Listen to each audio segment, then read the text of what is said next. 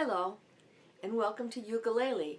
Kind of learning things out of order here so that you'll be able to tune your instrument even if you've never held one before, or tune it even if I've always been the one to tune it for you.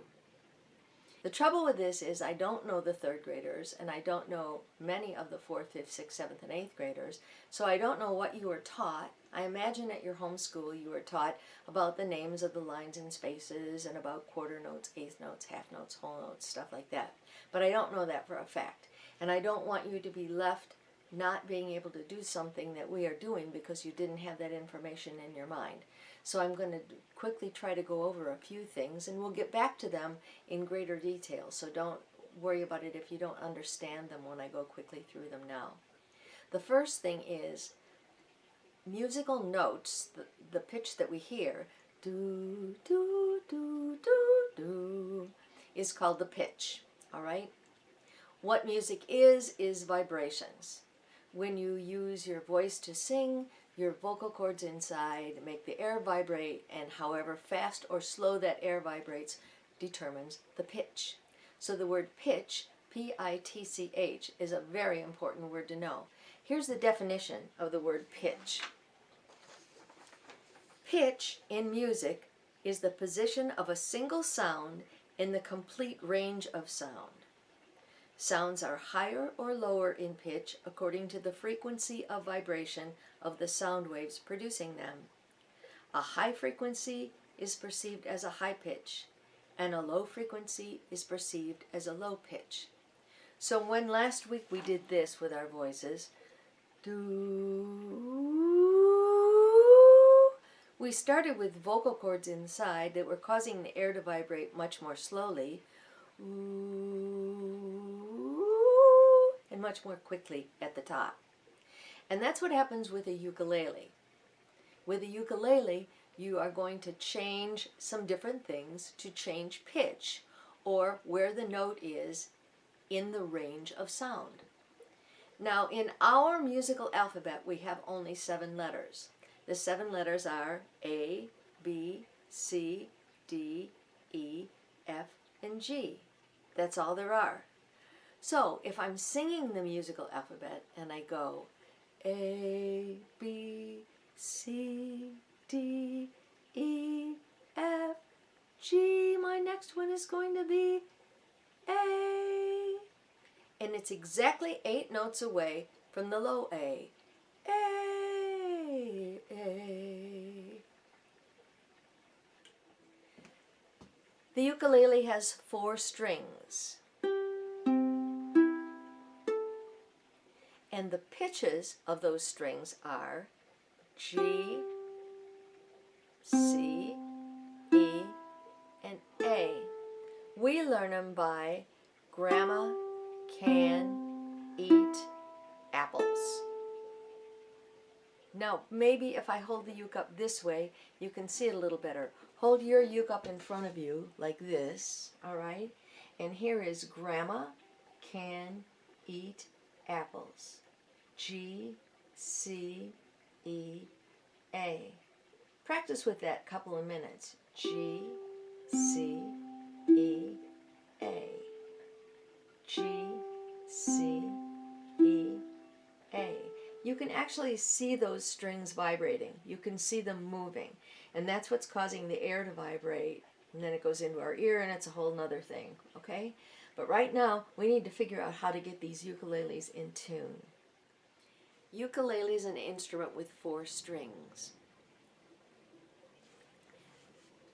The string that's closest to your face is named the G string. The one next to it is called the C string. The one next to it is called the E string. The one next to it is called the A string. Here are the pitches sounded separately.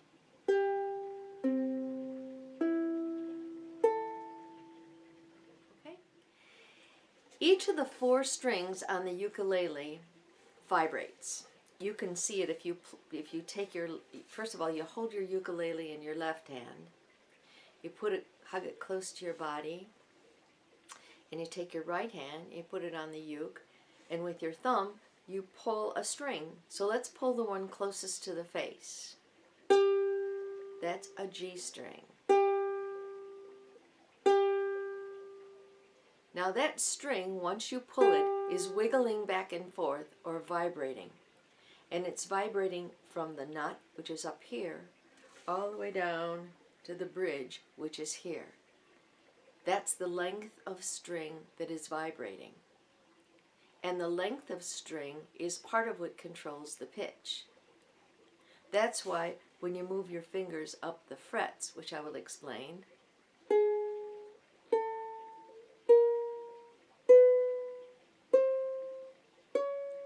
you're shortening the length of string that vibrates.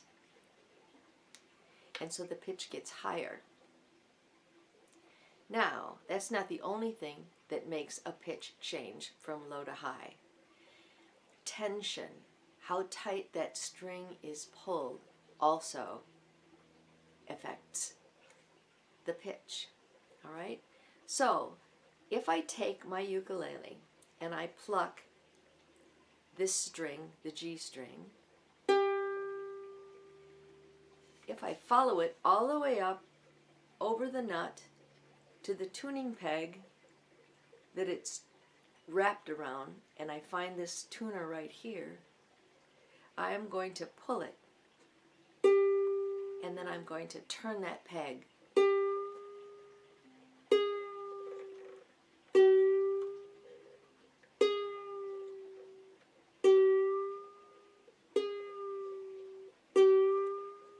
That's making the string be tighter or looser. And how tight or loose, the amount of tension on the string, very much affects the pitch of the string. And so your goal in tuning the ukulele is to be able to get all of the pitches so that they're exactly the right amount of hertz per second, and that they will be in tune then. And it's not an easy thing to do. When I tune them, when I tuned like the 55 new ukuleles, and I did it every day, I'm so used to thinking those pitches that I don't even use a tuner most of the time. I just pick up one of the new ukuleles, and I know that's wrong, and I know that this pitch is supposed to sound like bum. So I tune the peg, then I go bum. I go to the next one, bum. Go to the next one, bum. And then it's in tune. Same thing with the bigger ukuleles, the concert-size ukuleles.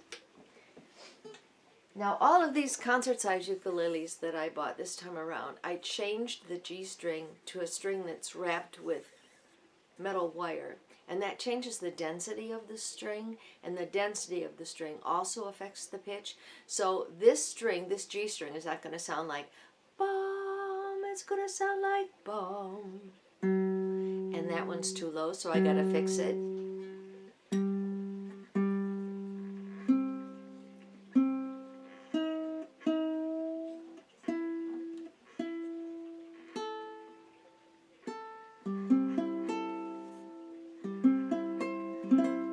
Now that ukulele is in tune. I'm going to take the little green Waterman, and I'm going to tell you that these pegs turn. Now, you have to know another word, which is clockwise, and another word, counterclockwise. Okay? When the clock runs clockwise. In other words, the hands spin around to the right. I'm going to do this up here instead of facing you. The clock hand would go around this way. Okay? Now, if it was going to go counterclockwise, it would go the opposite, and it would spin around that way. When it spins counterclockwise, it tightens the string. Now, here's a weird thing about the ukulele and about all instruments like this. You go up the neck, and here's the headstock up here, right? If this one right here, which is attached to the G string, if I turn that forward, I'm actually turning it counterclockwise. Same thing with this one. If I turn it forward, I turn it counterclockwise. That's how I tighten the string. On the other side of the ukulele, because I turned it around, it has to be reversed. It's still counterclockwise that tightens it, but you're going to feel like you're turning it in another direction. So if I want to turn this one, which is the A string, counterclockwise, I'm going to turn it this way, and it's going to mean I actually turn that peg so that it's coming toward me. Same thing with this one. If I want to turn it counterclockwise, it's going to come that way. So when I'm tuning the ukulele, if I want to get the pitch higher, I have to go forward on this side, forward on this side, backward on this side, backward on this side. Okay? Tune it up. The tighter the string, the higher the pitch. Counterclockwise the way to twist. Forward on left, backward on right. That's the way to make a string tight. Tune your ukulele now. Okay? First I'm going to turn on my tuner. Push the button. Okay, now I want to make sure that it's set on ukulele, and it is. Watch this. If I push this button, it toggles the tuner. So this one is chromatic. This one is for guitar. This one is for a bass. This one's for a violin, and here's for ukulele. It says UK. Some of them have two settings for ukulele. That's okay. You just have to figure out which one works. So the first note that I want to tune is the G. So I'm going to find the G on my ukulele, follow it up to where it curves around, and I see that it's this string. So I'm going to pluck the string with my thumb. Now, it says that it's a G, but if you look at it very carefully, you see that there's a little dial, and the dial's way over to the left. That means it's too low. So I have to tighten my string. And so I'm going to go counterclockwise or forward, and I'm going to tune it while I'm plucking.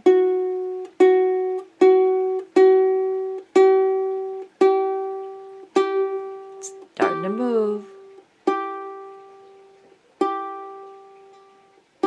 There it is. It's green and it stays green. That means my G is in tune. See it again?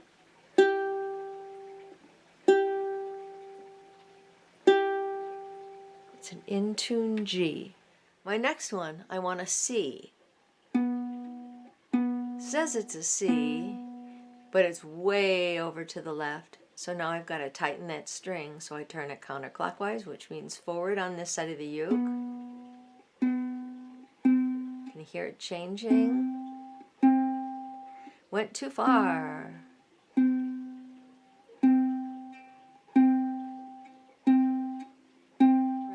It's an in-tune C. Now I'm going to move to the E string. Going to find the peg that it's around.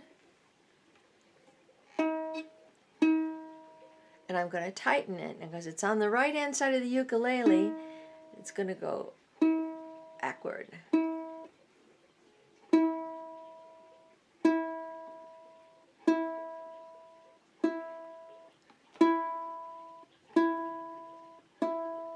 There's an in-tune E, okay? And the last note that I'm going to tune is this A over here. Says it's an A, but that arrow's way over to the left, so I have to tighten it, which means I'm turning backward.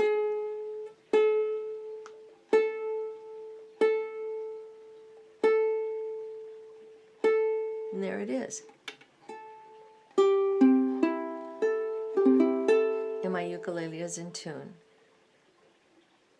Then I turn off my tuner because I don't want to waste battery. Okay?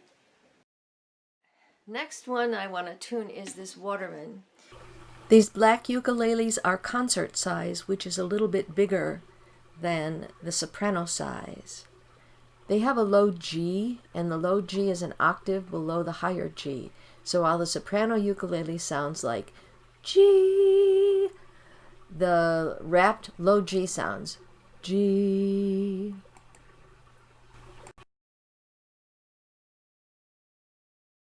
Okay.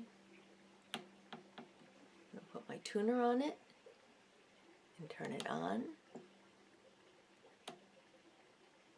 Now the tuner may or may not pick up when it's on the ukulele if it's a low G. Let's see what it does. No, it's not telling me anything. I need to go, if I have one of these black Watermans or I have a ukulele that has a low G string, I have to toggle, or I have to push that button until it goes to C for chromatic. And now it will read that note. Kind of goes a little bit sometimes to the left. Now it's green. I'm happy. Now I can go back and go all the way over to that first uke one and tune the rest with uke. So I'm going to do the C. A little bit high, so I'm going to loosen it.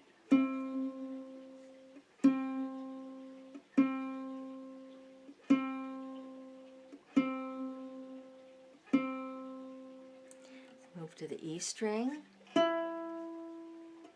It's a little bit high, so I have to loosen it. Went too far. Green. Then I go up to the A string.